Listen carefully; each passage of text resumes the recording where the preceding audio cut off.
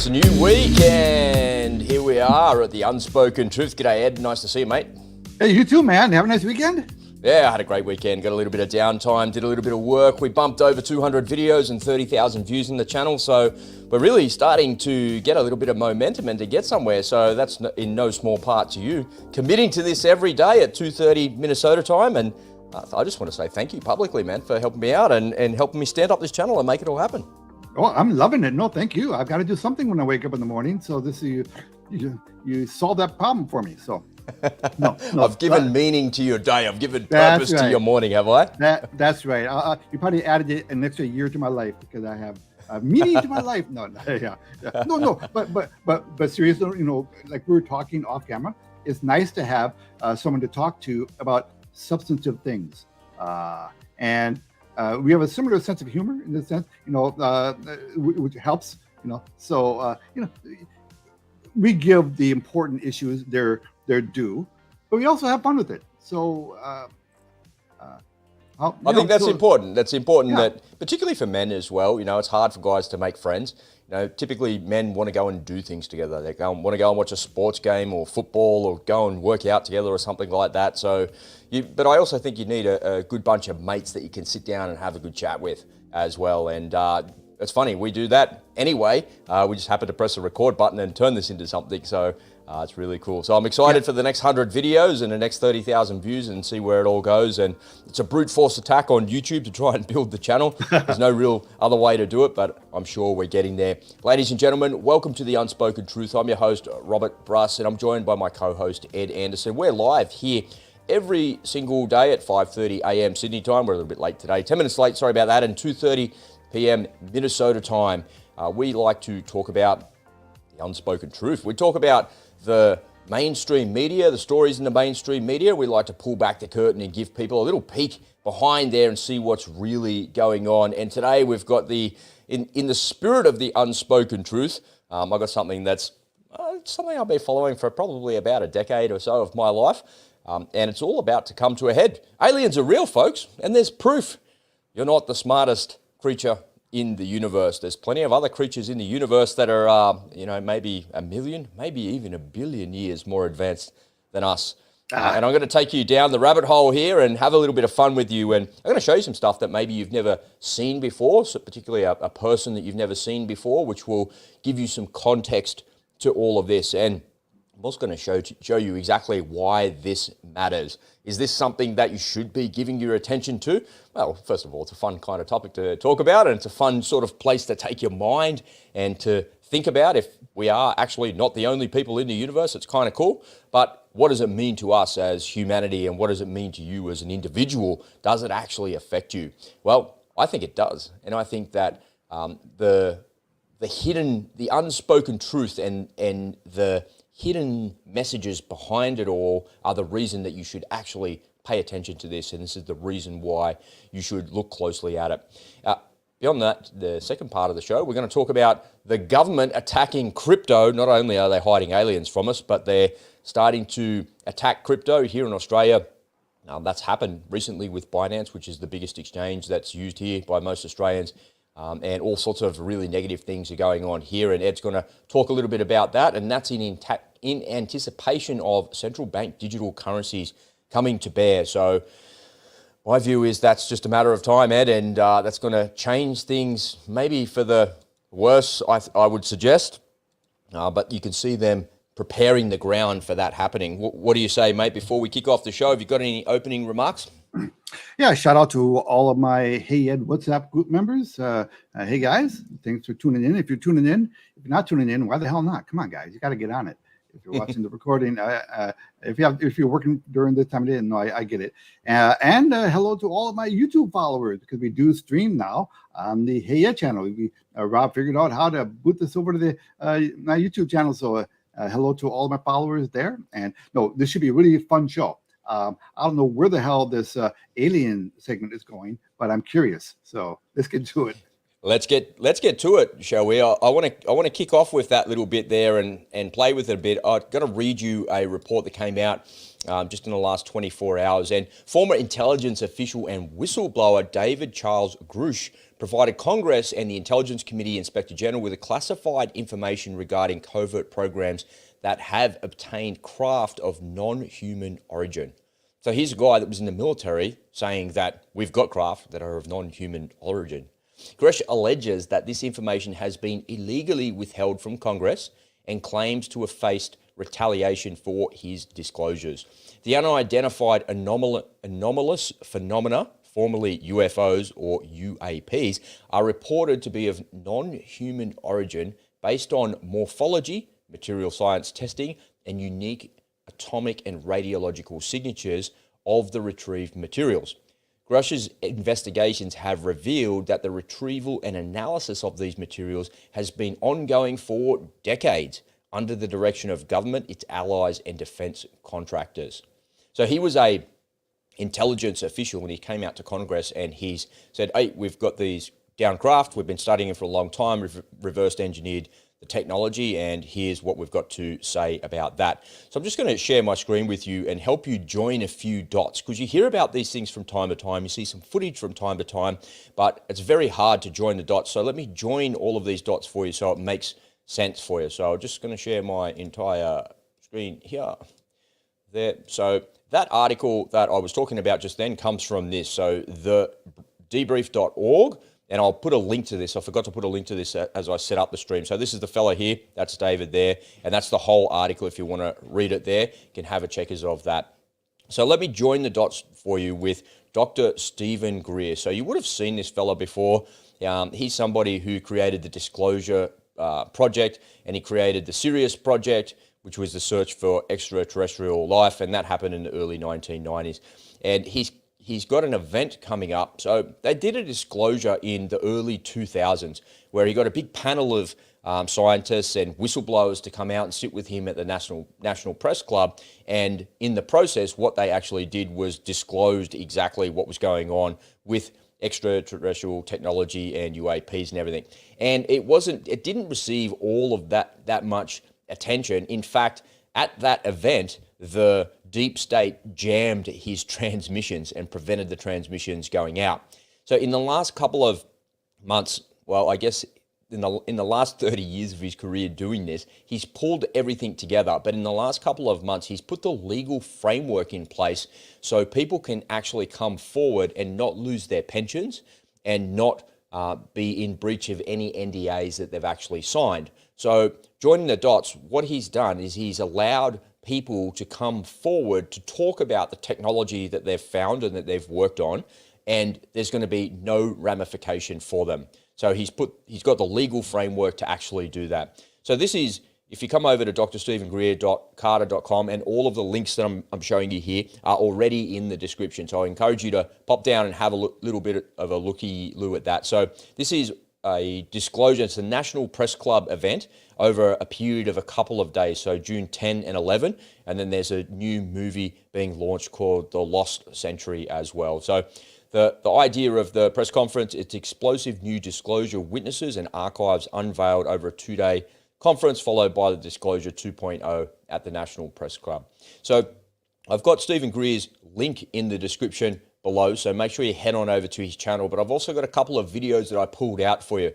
So this video here, and you'll see the link down below, is the call to action to join Dr. Greer's legal team. So he's been Dr. Greer on the right here, and this fella here, Derek Garcia, he's a lawyer. So these two have been working together for about 15 years or 20 years or something like that, for a long time. And they've set the legal framework to allow people to come forward to talk about this. So why has this all been suppressed? Well, the reality of it, it's been suppressed because the black budgets that are given to government by Congress, that black budget is not managed by the military. It's managed by another level of deep state. And these are the people that really run the world. So these are the people that have the alien technology, that have the ability to have anti-gravity technology, they have unlimited sources of free energy from the 0 point energy. Think of the Nikola Tesla stuff. They've already mastered and refined all of this technology. And part of the disclosure in the next couple of days will be all of that information coming out. And it comes to a head about this new movie that's coming out called The Lost Century. If you head over to Dr. Greer's website here, just at Serious Disclosure, you'll see there's the trailer to it there, The Lost Century. And that kind of explains to you exactly why all of this technology has been suppressed and what it actually means and why somebody has done that. So what it says to me is alien tech is real. It's, I don't know, have you ever seen a UFO, Ed?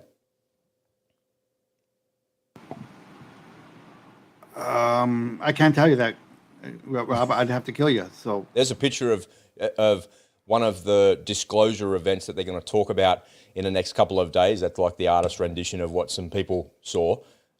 You've never seen one, all jokes aside? No, I've never seen one. You never seen one, really? No, I've seen things in the sky that I didn't know what they were, but that's a far stretch from.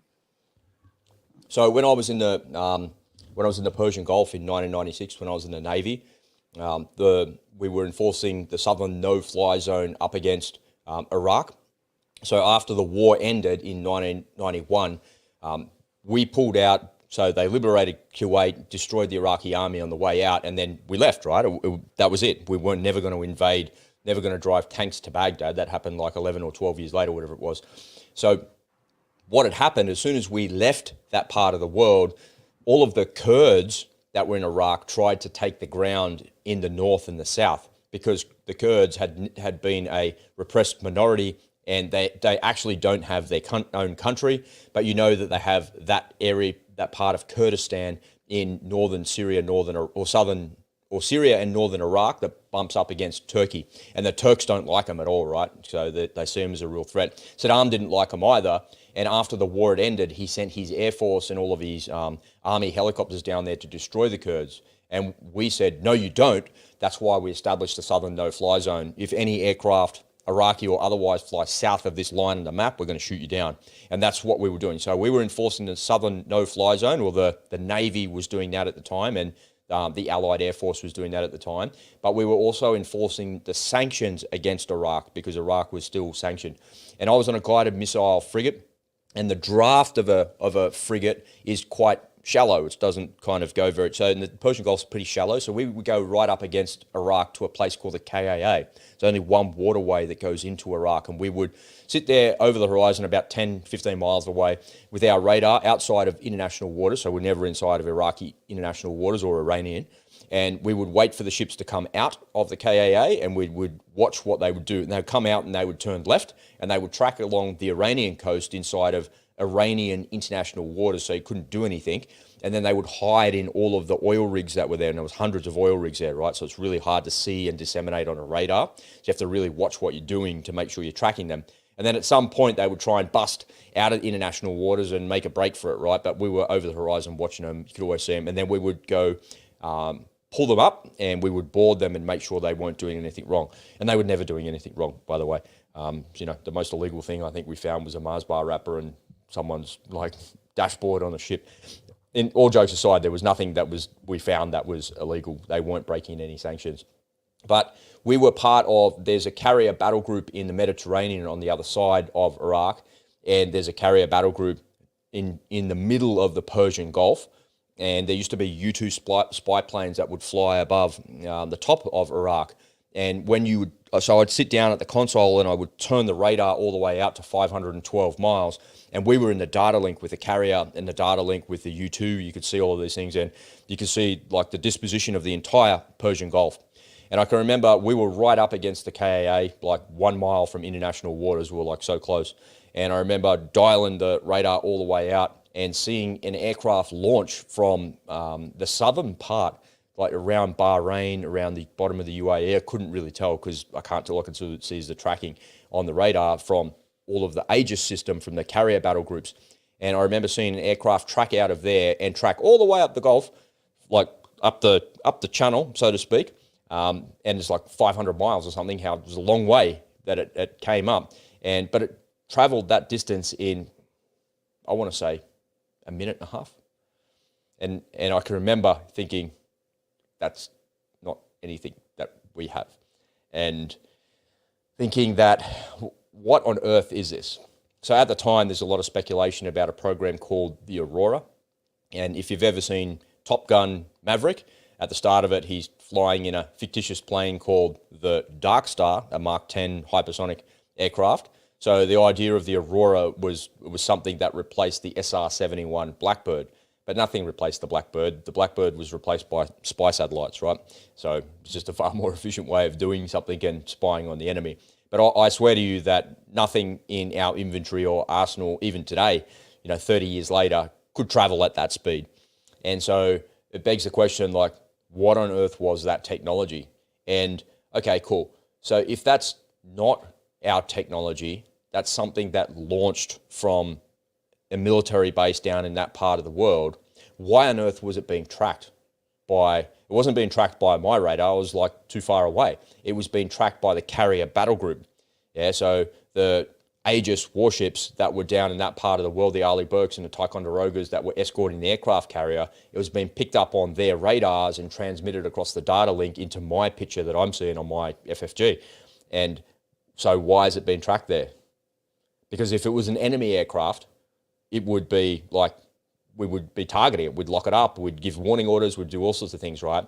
And if it was an alien aircraft, the same would happen if, like, alien meaning unknown, if we didn't know what it was, then we would be locking it up and we would be passing warning orders and doing all the reactions that you would go through in the event that there was a threat from the air.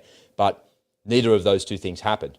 So the only hypothesis that I have is that a machine, I don't know, I don't want to say aircraft because it kind of makes you think of an aircraft with wings and a tail and elevators and a pilot flying it, like you think of a traditional thing. But this machine took off from that part of the world. That's when it appeared on the radar, and it flew to over the top of where we were, like that, at hypersonic speeds. And it wasn't targeted. We didn't pass a warning order. We didn't do anything like that. And I'm like, and ever since that had happened to me, I'm like in the ops room with other people. I'm like, you seen this? Is this real? Yeah, this really happened. I'm not making this up. I can't see anything. Well, I'm looking at a radar scope. I can't see anything else. But yeah, man, I don't know if it was an alien, but it's certainly alien technology because nothing we have in our inventory is anything like that. And it goes to the very heart of the Tic Tac sighting that happened with the US Navy in 2004, 2003, 2004 with David Fravor off the coast of San Diego. They were operating, doing carrier ops there, doing workups there. And for a couple of days, they were having these Tic Tac type UFOs showing up on radar, and they were coming from 80,000 feet down to sea level in like 2 seconds and then going back up in 2 seconds. And then Dave Fravor and his mate were out there flying an exercise and they flew an intercept against these things. So that's when there's that, the go fast footage of that and the Tic Tac footage as well. And then they tried to close up and to intercept these things, and they ended up like, they're out of there in like a second, just gone at hypersonic speeds. So when I think about what I saw on the radar after I saw that footage that came out, I think that came out in 2018, 2017, something like that. I remember hearing about that for the first time thinking, that's the same sort of thing that I saw on radar. And if you listen to Dr. Stephen Greer and you follow his work and you see what he's talking about, a lot of what he says about the Tic Tac, he goes, oh, that's our tech. That's our technology. And in the disclosure that he's about to do in the next couple of days, he's got evidence that it's our technology and we've mastered that technology. And when you look on the timeline of sightings of Tic Tac shaped UAPs, UFOs, people don't know what they are, it's actually pretty similar, and you can define on a timeline where these things have actually been sighted. I never physically saw it with my own eyes. All I saw was the radar track. And when you think about the types of radar that I used to use, so think of like when you go to the airport and you see the radar spinning around. Yeah, that's the radar that was on the warship that I was on. So it's called an AN/SPS 49 air search radar. So part of the carrier battle group that they have a radar system called a Spy-1. And a Spy-1 is a phased array radar. It doesn't spin around like this. So the Spy-1 sits on the side of the warships, on the superstructure of the warship, and it has a 360-degree view. but instead of spinning around like this, the waveguides there are there. So when you look at the radar screen, the track is always on the screen. That you don't have to wait for the radar to spin around for it to actually update like that. The track is there the whole time because the waveguides are emitting the energy and you're getting the return the whole time. So the way Spy 1 works is quite different. So when I'm looking at the data link, I'm not seeing this thing like be on the screen here, then be on the screen here. I'm watching this thing drive up the screen like that. And then when it gets in within our radar coverage, the radar spinning around, I see it go bop, and then there's a big jump, and a bop, and then it's gone, sort of thing. But the Spy 1 radar is tracking it all the way as far as that would go as distance, and then predicting where its track would be, and then our radar is picking it up. There it is there. Did we report it? What are you going to report? I don't know. I saw something anomalous on the radar. Like, was that a UFO? Was that a UAP? Well, I don't know. Well, weren't you supposed to send a warning if it was? Why didn't you get on the guard channel and do something about it? I'm like, it's happening too fast. I don't know what to do. What is that? So, I'm convinced that we do have alien technology. I'm convinced because I saw it with my own eyes, right? I saw, and it's just something that I can't physically explain. And my story and my experience of it correlates to what other people's experiences are as well. They're very, very similar stories, not exactly the same, but they have the same sort of things that have gone on. So I'm excited to see what Dr. Greer has. This time that he's doing the disclosure, as I think it's the culmination of everything that he's done in 30 years of this program. And if you're familiar with his story, and it's a fun rabbit hole to go down, but if you're familiar with his story, he'll tell you that early on when he started getting involved in all of this, he's a medical doctor, by the way, so that's the doctorate that he has. He's an ER doctor. So he left a pretty successful career doing that in emergency medicine to go and pursue this. And early on, he was approached by a series of people that said, we'll give you $2 billion to be quiet. And he said, no. And what he talks about in the next movie that's coming out, so he's got a series of movies that he pulls out, and they're like docuseries, right? So he pulls the evidence together and talks to people and shows stuff. He talks about why this matters. And the reason why you should care about this, not only is it a pretty interesting story and maybe it has a bit of a giggle factor, but it's interesting because the technology that's associated with it, the anti-gravity technology that's associated with it, will completely revolutionize the way that our world works, because the technology that they need for the power has already been mastered. So you and I always talk about deep state, Ed. We talk about who really runs the world, who is the deep state, who is this? It's these people. These people own all of the oil, they own all of the refining facilities, they own everything. And the reason that his next documentary is called The Lost Century is because he believes that all of the technology has been mastered, and he has evidence that the anti-gravity technology had been mastered in the 1950s, and the zero-point energy stuff had been mastered early on as well. So, but all of that technology has been suppressed and been silenced, because if you have that technology come out and everybody has access to that technology, then the people that are currently in charge will no longer be in charge anymore. And it was who was the president said that you have to beware of the military-industrial complex? Do you remember that? Eisenhower, yeah, right? Eisenhower. Yeah. Yeah. So it was that at that point where Eisenhower lost control of everything, and the CIA took over, the Black Ops took over, and all of the deep state that come together pulled all of the money out of Congress. There's like a $2 trillion hole in the budget that no one knows where it is.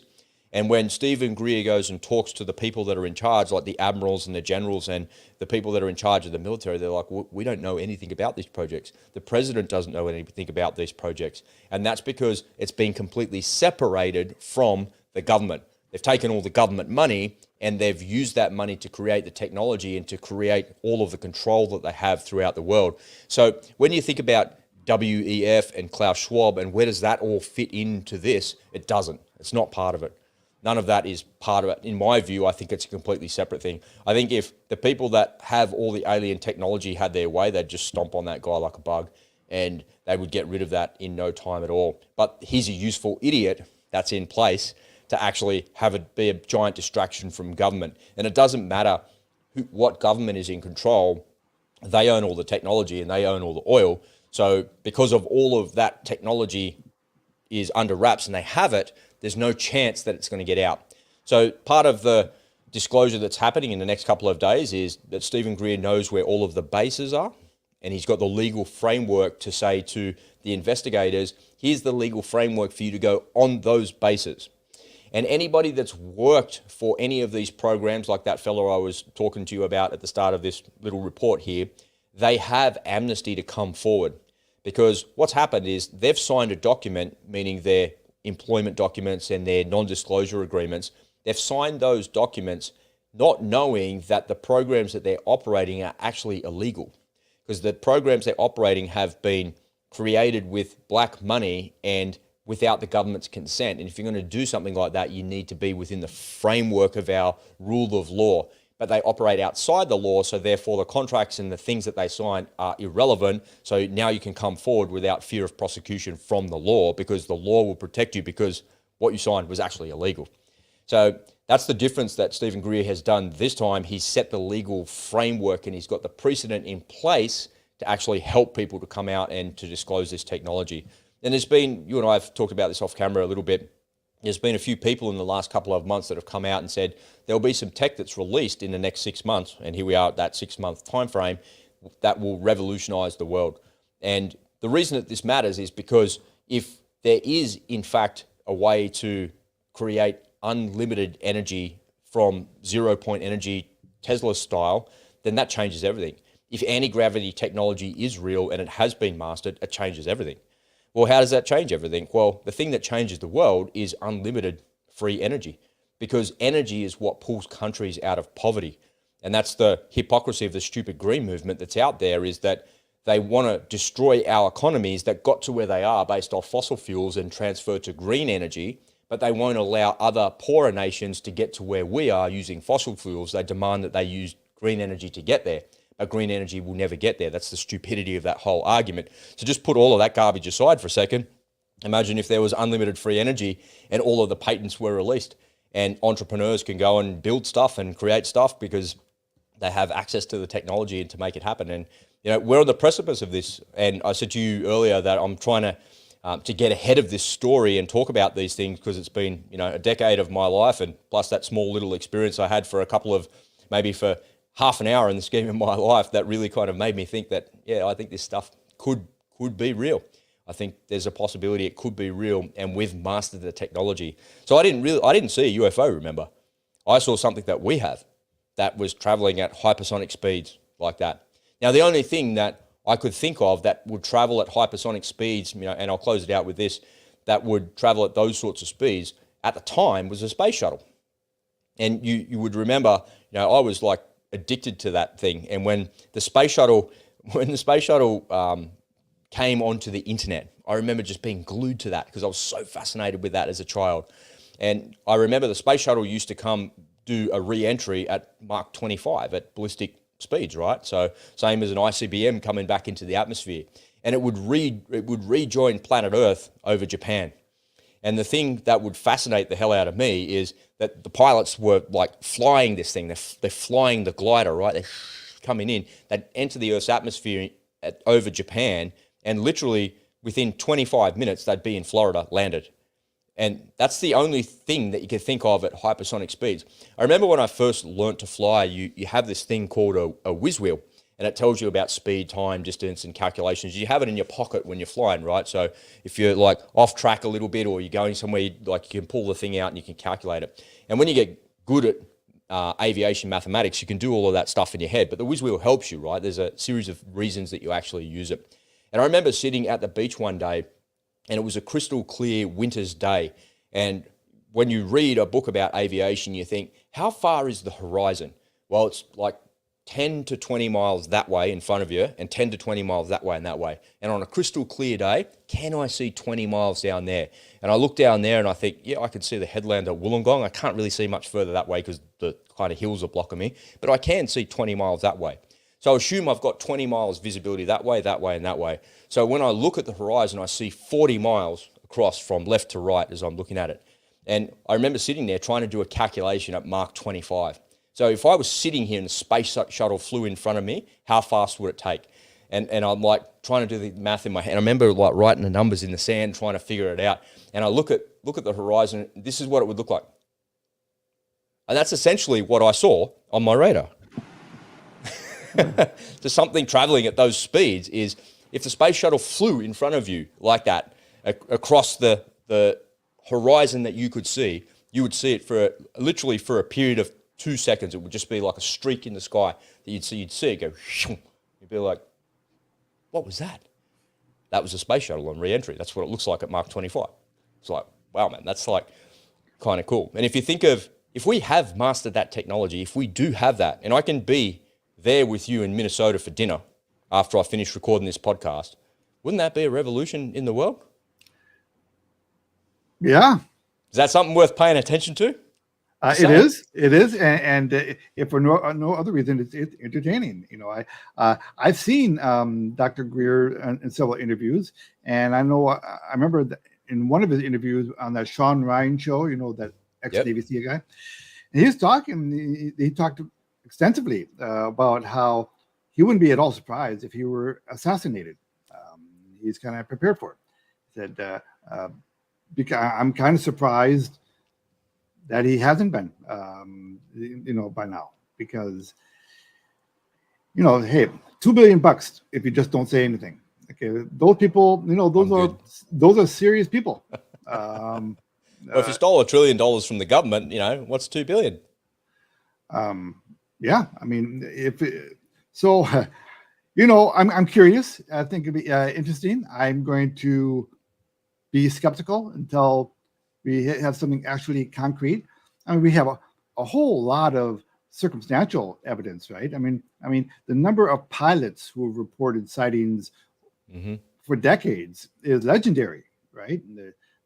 And you know, commercial airline pilots, fighter pilots, military personnel, people with, you know, classified clearances, you know, and they've reported seeing things that couldn't be explained.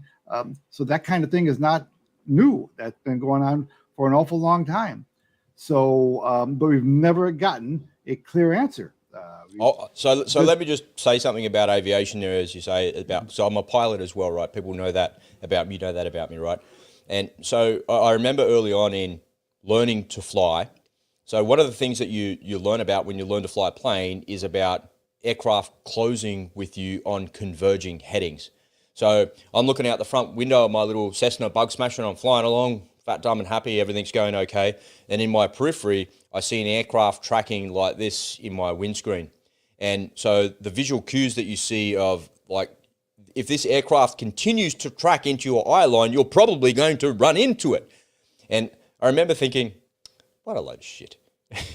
How? Because by that time I'd flown a fair bit. And I'm halfway to my license, and I'm like, there's no chance you could ever have a mid-air collision.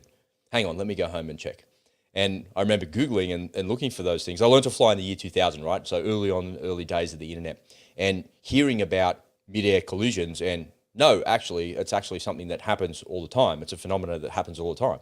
And the vast majority of reasons is air traffic control putting two aircraft in the same piece of sky, right? There's a well-known accident happened in Europe where that went on.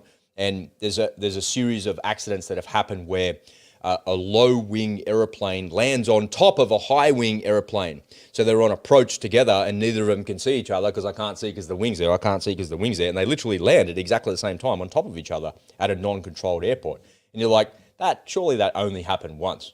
No.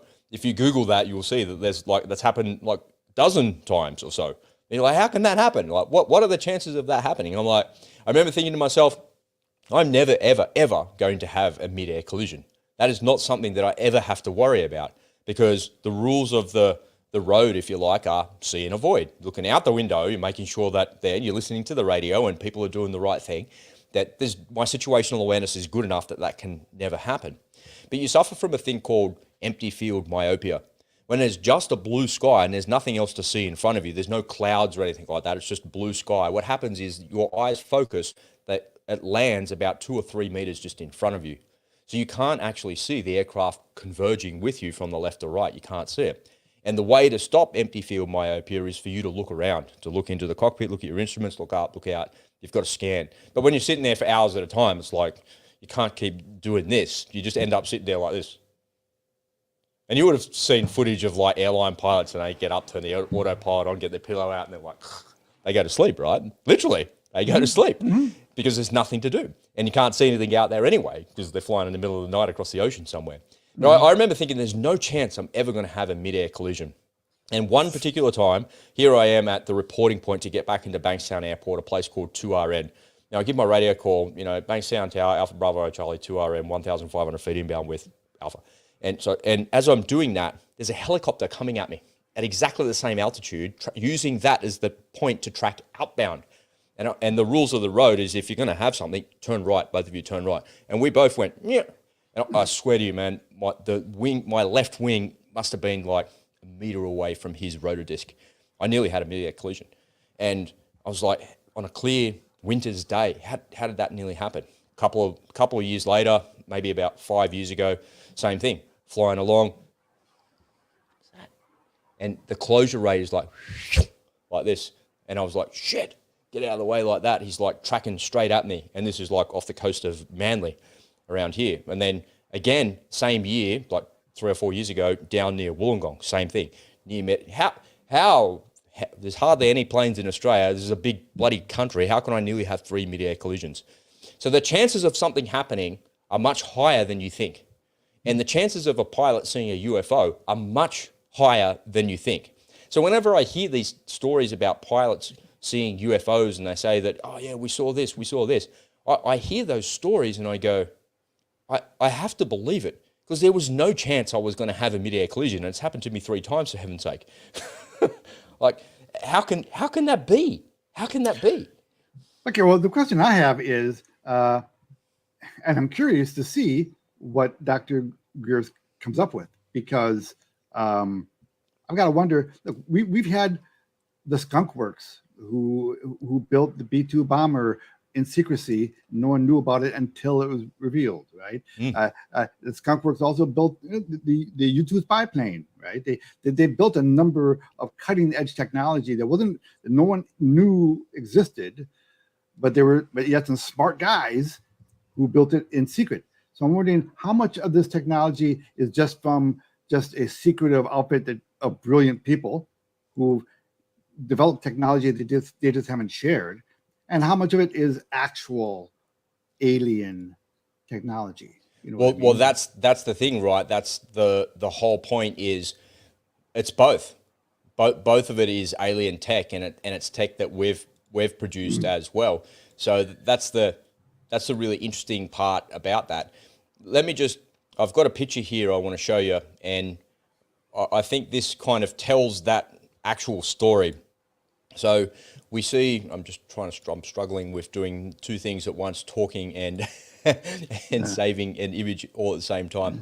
So here, I'll share my screen because it's easier to share my screen with you to do that. So we look at this picture. So that's an artist rendition of that. What does that look like to you? Looks like a B-2 bomber. B-2 bomber, right? So alien spacecraft and UFO sightings are often referred to as triangle-shaped machines, right? So if I look at the latest iteration of it, and I see the latest iteration of what's actually going on is the B-21 Raider, right? So this is what the B-20. What does that look like to you, man? It looks like a B-2 bomber from the front side. Yeah, but this is the latest iteration, right? The B-21 Raider. If you ask me, it looks a bit maybe UFO-ish. Just saying. So what are we seeing? Are we seeing UFOs? Or are we seeing B-21s? The classic image of UFOs is the flying saucer, right? From the early 19th. Right, that's the classic image. So how much so when people say UFO, Hollywood created this image for us, 60 years ago in science fiction movies. But all of that stuff's based on Project Blue Book. So have you ever seen that show, Project Blue Book? Project what? Blue Book. Blue Book, no. So during World War II, the fighter pilots of World War II came out and they would say, we're over Germany and we see these like white lights. And the Allied pilots would say that, and the German pilots were like, we're over Germany and we see these white lights. And the Germans thought that it was our stuff, and we thought it was their stuff. And they call them the Foo Fighters.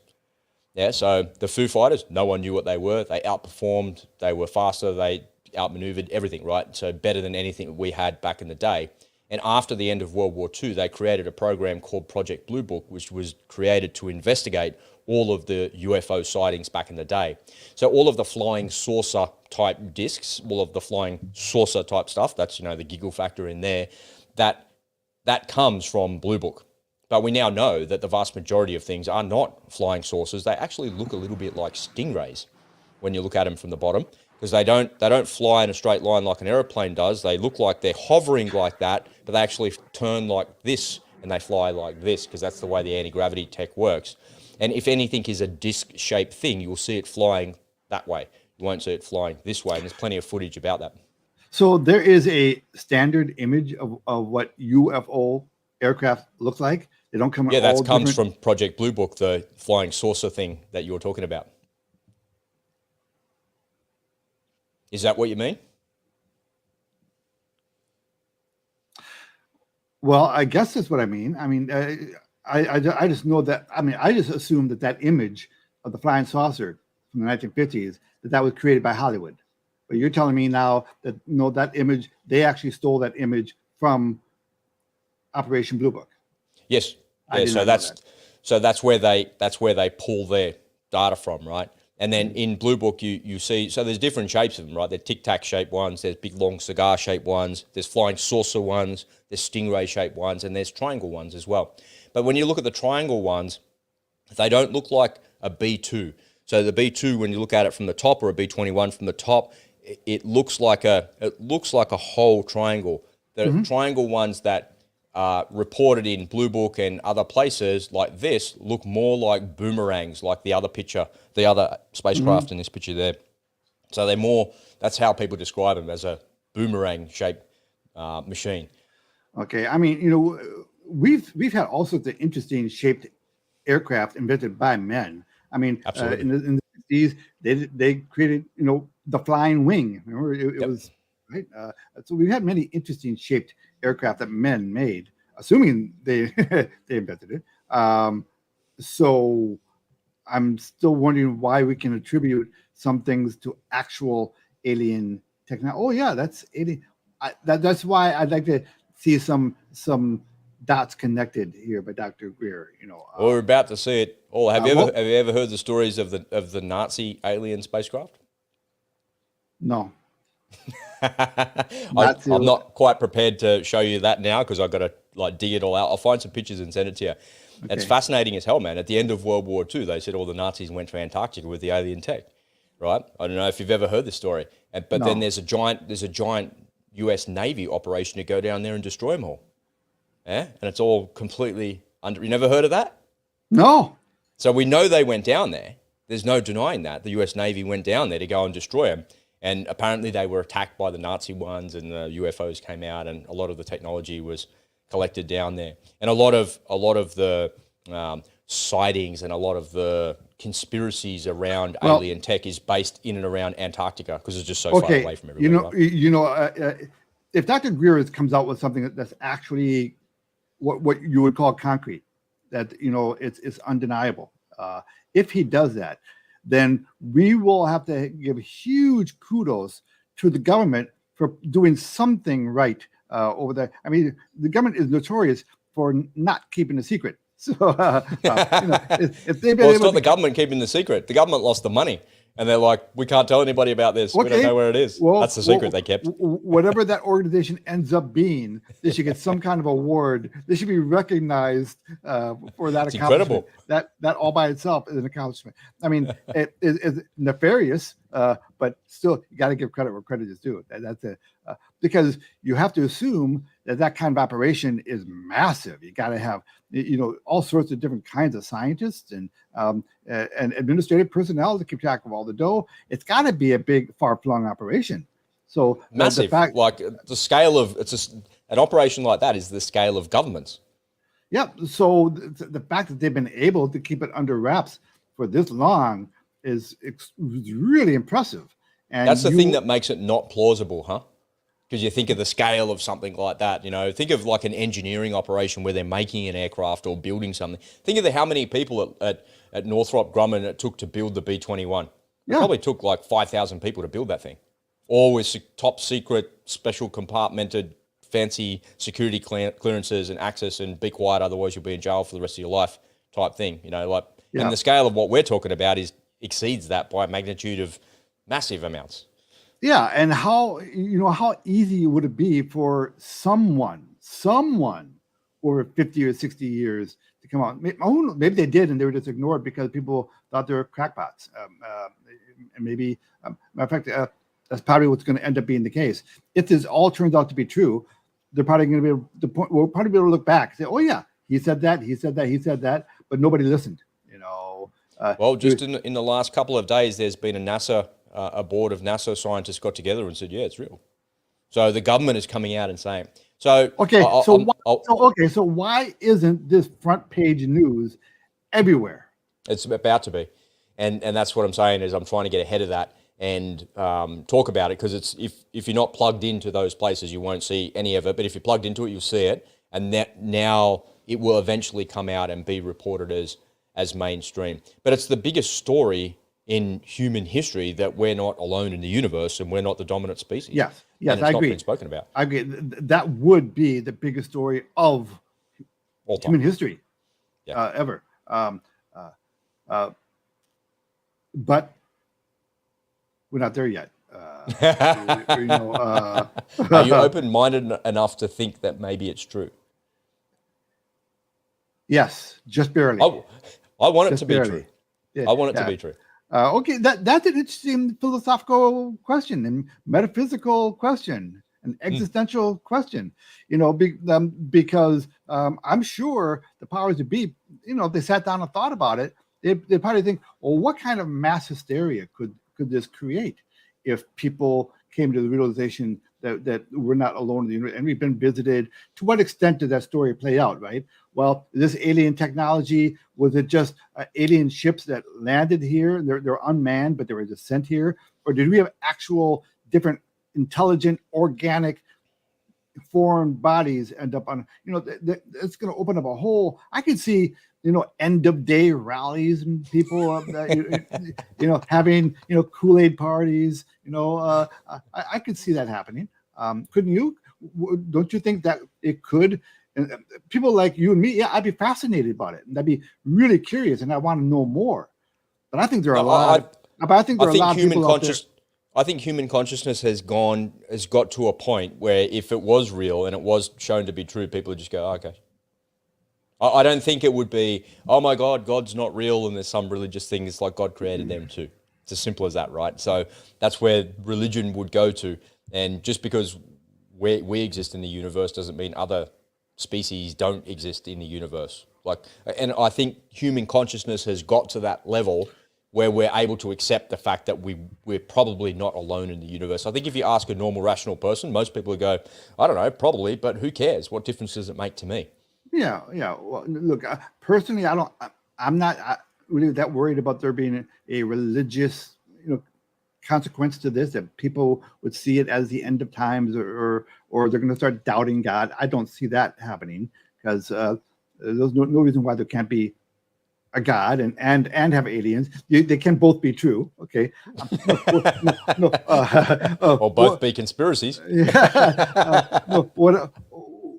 But people fear what they don't understand. Yes. Right. Yep.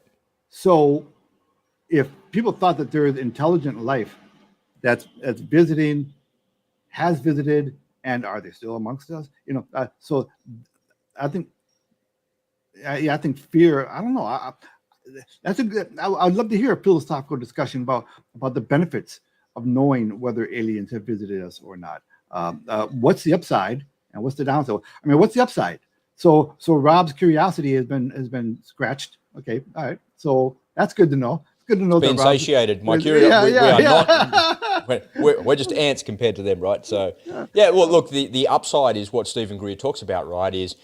And what he says in a couple of those videos, and I encourage people to go and have a look in the links below, watch some of those videos. And one of the things he says, well, if it is true that deep state or whoever has controlled all of this technology for a long period of time and they haven't released it and it could change the world, what we need to do is to do something about that so it can change the world. And the way that he describes it is he simply calls it the lost century. And the reason that's the reason that it matters, and that's the reason why you should pay attention to it. Not because of the deeply philosophical questions, but what is it that we're going to get out of it? Because if I could down tools on this video right now, get myself to the spaceport and get myself over to Minnesota, I'll come and have dinner with you, man.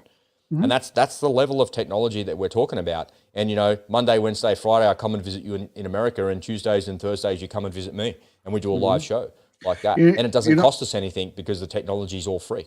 Like, shout out to Les Frick for commenting, and Les makes a pretty good point. I think I get what he's saying there. New technology. I mean, technology is rediscovered all the time. It's just, how many documentaries have we seen where they say, boy, they had this figured out back in the ancient Mayans were doing this 2,000 years before us. And perfectly said, man. Right? Who taught them? Les? Who taught them? Who drew the NASCAR lines in South America, man? Just a couple of smart NASCARians. There's so many ancient alien questions that are out there, man. The Einstein version of it, NASCAR. I can't wait to see what's coming. All right, folks. Okay. It's a fun topic. Hopefully there's going to be some more of that coming in the weeks or days and weeks ahead. We're not far away from that. So remember to head on over to the links down below. Sign up to Stephen Greer's little press conference there if you want to do that. You can watch that live. Apparently it's going to be live streamed as well by the National Press Club as well, and make sure you have a look at some of those videos, and hopefully this has piqued your curiosity enough to try and figure out the unspoken truth. I think each one of us is going to have to figure that out for ourselves and what it actually does mean to us. But if the government's coming out and saying, yep, UAP are a real phenomena, and NASA's coming out and saying, yeah, it's a real thing, and this guy that I mentioned earlier at the start of this report that says that, yes, it's real, we do have that technology, and it seems to be corroborated, well, we're not alone in the universe, and aliens are real, and the government has the evidence to prove it. All we've got to do is see it now. All right, so let's plan on doing a follow-up on this after that event. Yeah, absolutely. All right, let's shift gears, and I want to remind you, ladies and gentlemen, that today's show is brought to you by you. In this crazy, uncertain world, we all need a way to protect and insulate ourselves from the outside forces that we simply cannot control. I'm a news junkie, and after a lifetime of constantly immersing myself in the darkness and the despair that engulfs the world, the path to shield myself and my family has become crystal clear. I want to invite you to come and join me in the Unspoken Truth community, where I'll show you how I protect my family from this crazy world. You'll get access to 3 masterclasses worth over $1,000, as well as our live events, training, and community of truthers just like you. Come on over to the unspokentruth.com.au and join us for just 50 cents a day. What are you waiting for? Get started now at the unspokentruth.com.au. All right, we're going to shift gears, ladies and gentlemen, and talk about the government talking about hiding things from us, alien technology and all that type of stuff. They've also decided that crypto is going to be a no-go. Is that what you're saying, Ed? Is that what you're thinking? That's kind of where I'm going with it as well. Well, if they had their way, yeah, that shut it down, huh? Yeah, and there's a new development overnight that kind of brought it back to the spotlight. So I thought it's worth talking about again, because it's been a while since we talked about this topic, and it does affect a lot of people. So it's worth letting people know what's going on. All right, so let's get to it. You who have not been paying attention, if you've been living under a rock, you know that the government has this big CBDC plan coming, their own central bank digital currency, which is another form of it. Well, the digital currency, right? But it is not an actual cryptocurrency, not in the true sense. I'm not going to go into the differences in this video. For now, I just want to talk to you about why the government is going after all of these crypto exchanges.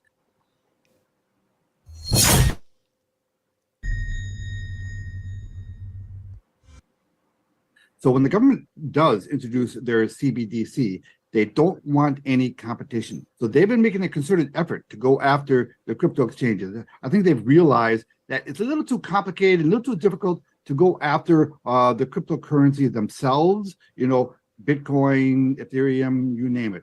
So rather than going after the particular cryptocurrencies, They're going after the exchanges that we need in order to access our cryptos.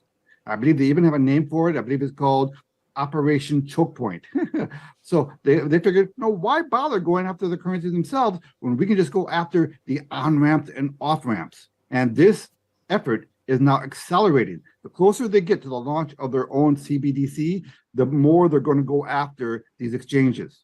So there was an article today out of Zero Hedge that I want to show you. Real intent here appears to be to make headline. Binance response to SEC, Bitcoin extends losses. We are disappointed that the U.S. Securities and Exchange Commission chose to file a complaint today against Binance seeking, amongst other remedies, purported emergency relief.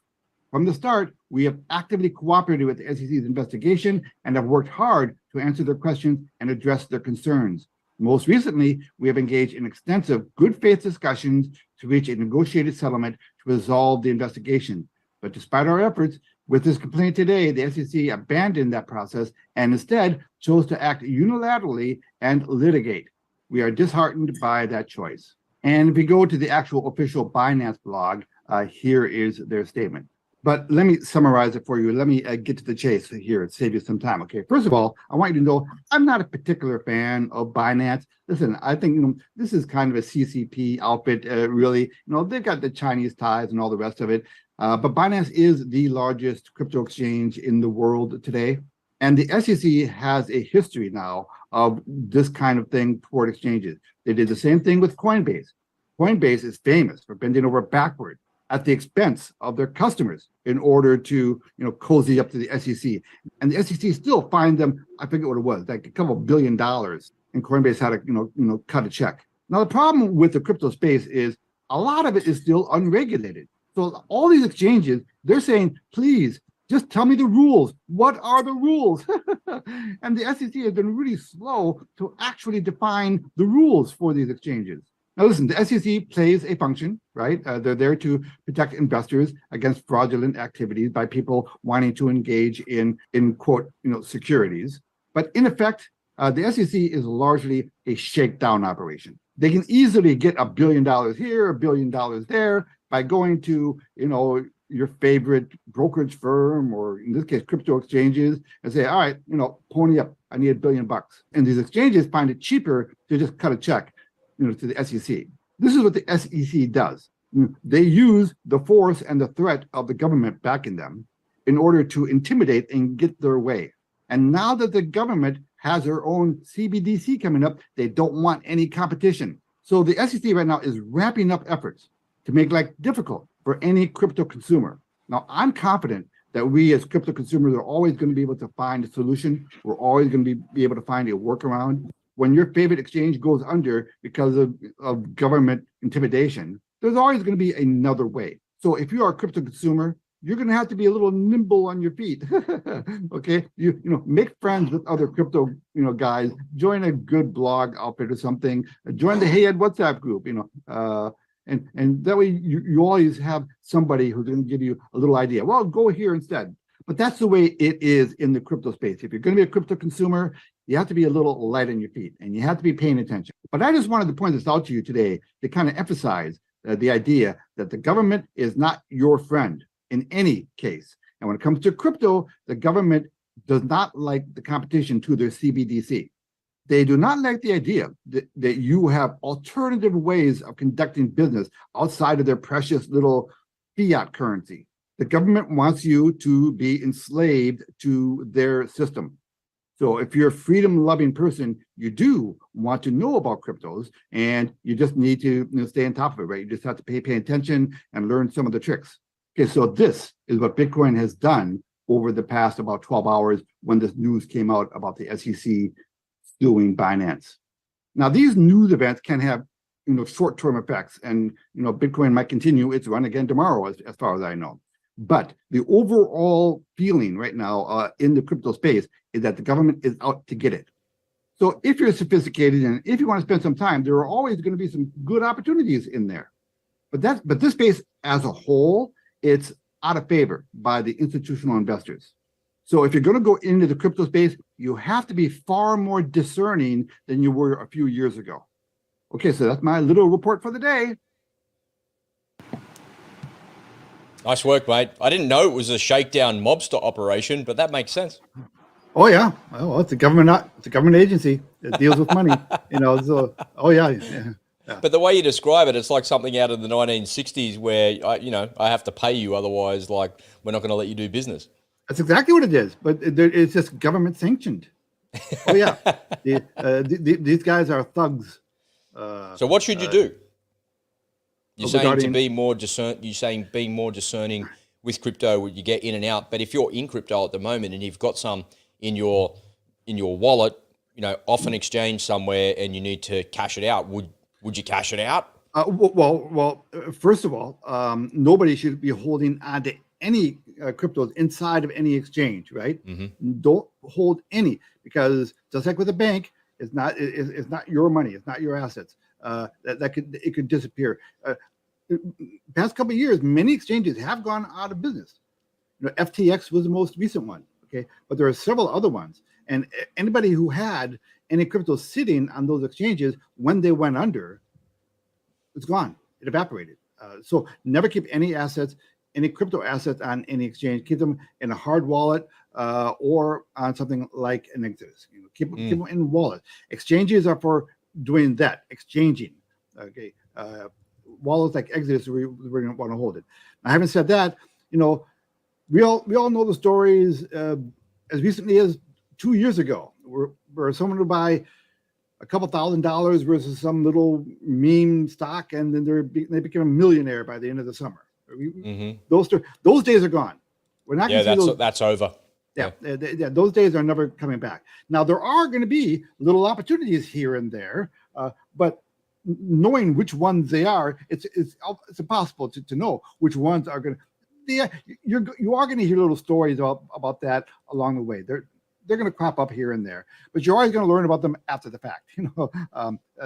So it's not like the old days.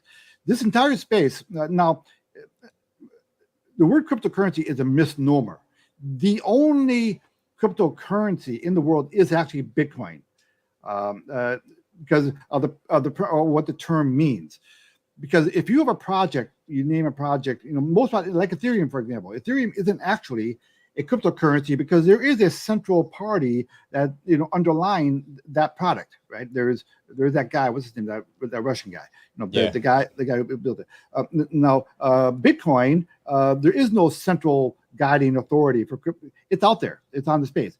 So Bitcoin is the only actual, by definition, cryptocurrency in the world. Everything else is a wannabe. It's not an actual. So misnomer. So Bitcoin is, in my firm, a very honest form of currency because yes, it fluctuates, but it fluctuates because of market conditions.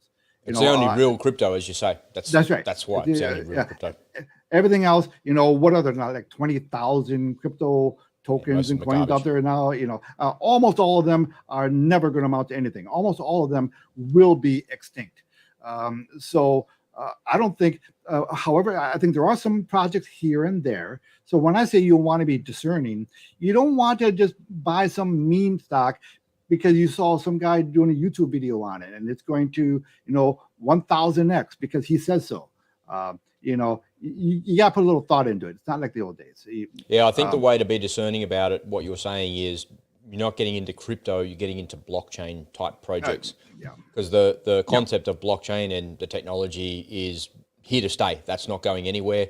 That will revolutionize the way that we do things and the way exchanges actually happen. I want to just kind of back up just a tiny bit there. And you're talking about SEC giving Binance a hard time. I got an email from Binance on, where is it? On the 1st of June. Today is the 6th of June, so 5 days ago. It says, final reminder, suspension of AUD Pay ID fiat services today at 1700 on the 1st of June, Australian Eastern Standard Time. Fellow Binanceans, this is a final reminder that users will not be able to withdraw Australian dollars directly to their bank account using Pay ID after 1700 on the 1st of June. So what they're essentially saying is they're not shutting down the exchange, they're shutting down your on and off ramps to actually be able to do that here in Australia. So that's a pretty interesting thing that's going on. I remember saying to my brother at the start of the pandemic, like maybe this is the opportunity that we've been waiting for with crypto, because the government's trying to control everything. They lock you in your homes. They're doing all that. And he said, nah, bullshit. And I said, really, why? And he goes, because I'll just turn them off. And I said, well, you can't turn Bitcoin off. And he goes, they'll just turn the website off. I said, what do you mean? And he goes, well, they'll just block any means of on and off in the country that you're in. And because what they'll do is they'll go to the, so think about the way that a website works. If you wanted to register a domain, so you go to a domain provider and you register robertbruss.com. So I register my name. And if I'm doing something illegal that the government doesn't like, what they do is they can't shut down me, but they could shut down my hosting account. And so they could go to so I host over at, I don't know, GoDaddy. And they go over to GoDaddy and say, oi, this is the Australian government, shut that guy down, he's doing illegal activity. If you don't shut him down, we'll regulate you and shut you down.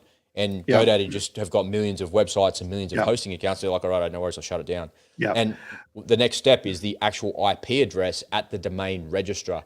So I've got my account hosted at GoDaddy, but I bought it at another registrar, Crazy Domains or something like that. And if I've bought it there, they just go there and go to Crazy Domains, go switch it off. So they're not doing that yet. No, you're right. But I do think that this is a movement right now out there. And crypto people are generally people who are freedom seekers, and they value their sovereignty. So they're looking for mechanisms to do that. And the government is pushing back every way they can. And that's a tough, opponent, to go up against, because the government has infinite resources, right? To shut you down, to go after you. But there are still ways around every little move that the governments have made so far.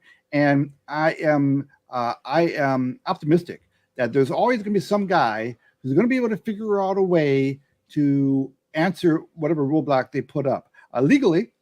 Now, what you're referring to there is, well, they can shut down my website. The important thing is the wallet. What wallet do you use, right? Now, I know one of the programs I'm in, I use the Tron wallet, right? Yep. Now, that's a decentralized wallet, right? So the government doesn't know. It's not in my name. When I opened up that Tron wallet, I didn't put my name or any kind of KYC.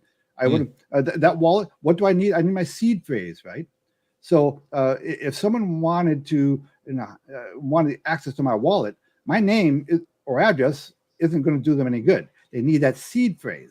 So the identifying factor you want to keep secret is your seed phrase. You keep it something that's really safe, or maybe even split it up into two pieces and hide them appropriately, or memorize it if you want. But the seed phrase is everything. The seed phrase is what identifies that wallet. So and now in these days we have VPNs. So if someone wanted to, they could. There are ways. Someone could set up a corporation in Dubai. Right. One way to look at it is, to your point about wallets, no matter what happens, the government can never stop me and you transacting with each other, ever. They can't. Right. They just can't stop it, because it's on a blockchain, and you can't stop. You can't shut down all of those computers, and you can't attack it, because the consensus in the blockchain stops that from actually happening as well. One of the suggested projects that I said to my brother at the start of the pandemic, because we're kind of sitting around twiddling our thumbs, was, why don't we try and figure out a way to get your IP address onto a blockchain? So if the government comes along and turns your IP address off and goes, oh, shut that down, we can get that to move to another one and get the consensus throughout the blockchain to do that, so they could never shut your website down no matter what. And so they shut that IP address down. No worries, we just pick up the whole thing, all of the files for your website, and move it over there onto that server with that IP address, update it on the blockchain, and it's all there. So it doesn't matter if you come and try and shut me down 50 times, I'll just move it 50 times. And if you just keep doing it, I'll just keep moving it. And every time you get a new IP address, it's like $10 or something like that, right? So that was a way that we could make money with the service and figure out actually how to solve that problem. But it's too technically challenging, right? Because you've got to think about blockchains, there's like the development and then the files, and how do you do that, and it can all be done.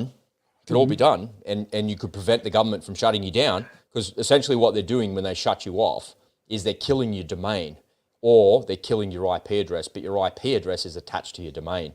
And if they kill the domain there, then what do they do at the domain hosting end to shut you down? Well, there's a series of things that they can do. It was very technical. I think one project that Elon Musk, and I should email him about this, so maybe I'll get credit for it, giving him the idea, is he should create the ultimate crypto exchange. And by now we know what all the weaknesses are. One of the weaknesses about crypto exchanges is they've never been standardized. One exchange honors USDT Tether, another one doesn't. One exchange has a little cheaper gas fees, the other one has more expensive gas fees. It is still, even now, kind of the Wild West out there. That's That's one of the reasons why FTX was able to screw so many people, is because it was not standard. They were able to pull the wool over a lot of people's eyes. They presented themselves as the best, as the standard bearer, as the right. So since it's not a standardized, what Elon should do is take all the best parts of all the best platforms, combine them into one. He would own the world. He would own that entire space. Where I think it might end up, if you can kind of fast forward 4 or 5 years into the future after the nuclear war and CBDCs are launched, I think where it ends up is just in peer-to-peer, pure peer-to-peer.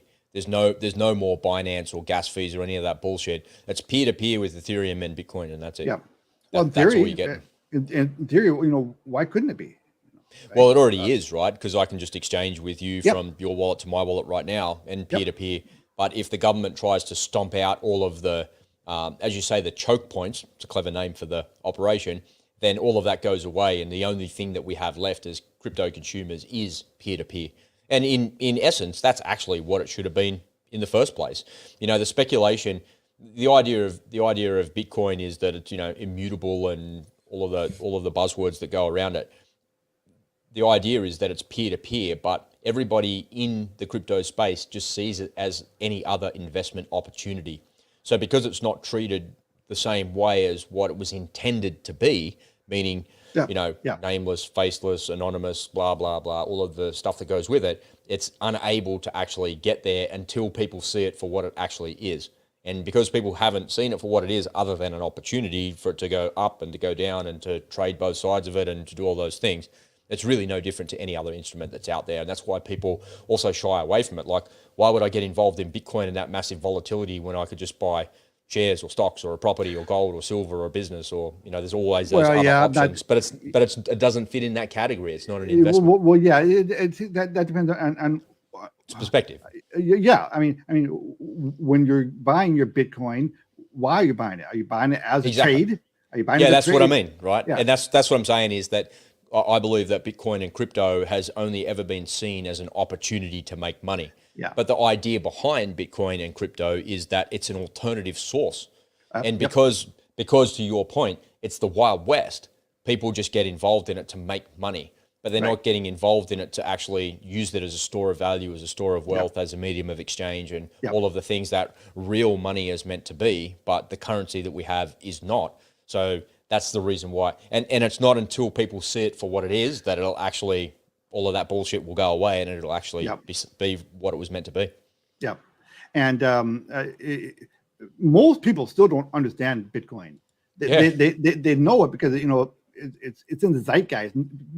People have heard about Bitcoin, but they don't really understand it. Most people, I don't know what the number's got to be, like 90%. Still don't have a wallet of any kind or a crypto. Yeah, they just got their Bitcoin on an exchange. or they don't own a Bitcoin at all. The only time they hear about it is when, at Thanksgiving dinner and some random cousin mentions it. That's it. They wouldn't know where to start. So it's still not a okay. But the point of my presentation primarily was that the government, because of their pending CBDC, they don't want competition. So they're doing everything they can to snuff it out, or at least minimize it, whatever they can. So in addition to the usual troubles that you have in the crypto space right now, which is in a bear market, is probably never going to recover from that bear market. You're going to have little random wins along the way, like we mentioned. But other than that, those days are over. We're not going to, I think as a group, so but the government still doesn't want any competition whatsoever in that space. So they're trying to eliminate your choices. The government wants us to be enslaved. They want you to stick only to their monetary system. That's it. This is another form of control, and it should piss you off. And it should not be that difficult for the government to pull this off, because the entire crypto space is tiny. Okay, the crypto space, I mean, the entire market cap of every crypto on earth, put them all together, comes in at under $1 trillion. Yeah, it's small. Everything. It's tiny. I think at its height, it was like 1.5. Yeah. But compared to other markets like commodities, bonds, gold, silver, all of that stuff, like it's just nothing. Yeah. No, at the peak, the market value of the entire crypto space was $3.5 trillion. Oh, it was 3.5, was it? Yeah. Yeah. Now it's under $1 trillion. So it doesn't take much. It's a tiny operation. The forex markets, they trade $7 trillion a day. Yeah, they're doing like 1 trillion an hour. Yeah. So this is a tiny. I mean, it gets a lot of publicity. Cryptocurrency. But it's well, I think that's purely because it could be the alternative system, and it possibly could be. But the reality is, it's never going to be. It's just too small. It's too complicated for people to understand, and then the government's just not going to have any of that. Well, stuff, so. the thing is, in order to get substantial global adoption of cryptocurrencies as a mean of exchange, you need to educate people. You need to how exactly does it work? Because again, it's not a uniform subject. What kind of crypto do you have? Well, I've got a crypto. It's called the Jesus coin, and right now it's trading at 15 zeros into 3. That's the most complicated thing of all, right? And then if I exchange it for USDC or USDT or what? Well, US dollar T, what? US dollar C, what? Yeah, people just don't get it, right? It's a complicated subject. It's an education. You gotta want to learn about it, and most people just don't have the patience to learn about cryptos. So that was the point of the message. For those people who are in the crypto space, just wanted to alert you to the latest attack on the crypto space. And encourage you to, if you're going to be in cryptos, plan on taking a little time to learn a few things about it. Join. There are all sorts of good crypto communities out there. Rob for years hosted a crypto community, so find a good community of people and learn from them. And anyway. I became a traditionalist. So I think the better way of doing it is with gold and silver, and that's purely because crypto is never ever going to be a medium of exchange for normal people. I'm never going to be able to buy a bottle of milk or a box of eggs with Bitcoin or crypto. I'm just not. There's been so many businesses out there that try, and so I kind of lost faith in that. And the other reason I lost faith in it as well is because the idea of it is amazing. The idea of Bitcoin in particular is incredible, but the Wild West treats it as any other investment category.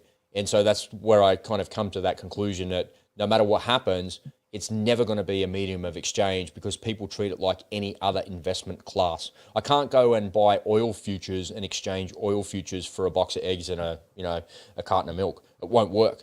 And the same reason I can't go and buy Bitcoin to do the same thing. It will never work. And the reason that fiat currencies exist the way that they do is because the government controls all of that. They can't control oil futures and they can't control Bitcoin. And that's the reason why our economy exists in the way that it does.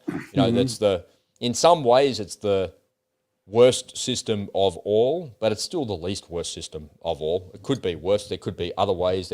There's always better ways, but the system that we have is the one that we exist within, and there's not really very much an individual can do about it. You can kind of try and fight the machine and rage against the machine as much as you want, but that kind of just depends on where you want to direct your energy in life, huh? Yeah, well, you remember there was a time when there were some civilizations down in your neck of the woods, they used seashells as their monetary form, their monetary system. And here in Australia, they used to use rum. Rum, you beat me to it. I was going to say, yeah, you have to give me rum. Imagine that's the medium of exchange. All you'd be doing is trying to distill as much rum as humanly possible, wouldn't you? Right. I want to go back to those days, actually. Yeah, that seems like a good idea. Everybody have a still in their backyard. Yeah, I got to go print some more money in my backyard. I need some potatoes, and I need to. I need to tip some sugar in the still to make some more rum. Yeah. Well, ladies and gentlemen, thanks for spending a little bit of time with us. If you've joined us live today, thanks for joining. Thanks for your comments. We appreciate that. Please like and subscribe, and don't forget to share the show as well. If you're tuning in live, don't hit that share button and share it with your mates in social media and help us grow the show here. Don't forget, we're also available as a podcast, so just pop open your favorite podcasting app and search for The Unspoken Truth, and you can always get a little bit of that in your ears every day. And we're over on Twitter and Telegram and Rumble as well. Pop on over to Telegram. The link is in the description below. There's a couple of people trickling in there, and I'm sharing I shared some funny Alex Jones stuff in there, man. That guy gets worked up every time I see him screaming and shouting. I think he's going to have a heart attack. But he says a lot of unspoken truth. He's the OG over there. I can't really put that into this platform here, but I've got it over there on the Telegram channel, so I encourage you to pop on over and check it out. Ed, have you got any closing remarks as we leave the show today? Shout out to Random Man and Les Frick for joining and commenting, and everyone else who popped in. Everyone who popped in during the show. It's great to see you guys. And we do have a special episode coming up on Wednesday where we're going to have a special guest on to talk about gold and silver. So you can get our gold and silver expert, and he's also going to talk about a possible money-making opportunity in addition to acquiring your gold and silver inside the space. So that'll be at Wednesday at 2:30. So you might want to tune in for that. I guess, yep. Shout out to all my friends, and that's it. That's it. Nice, easy way to round it out. All right, let's get out of here. We'll see you tomorrow, folks. Bye for now.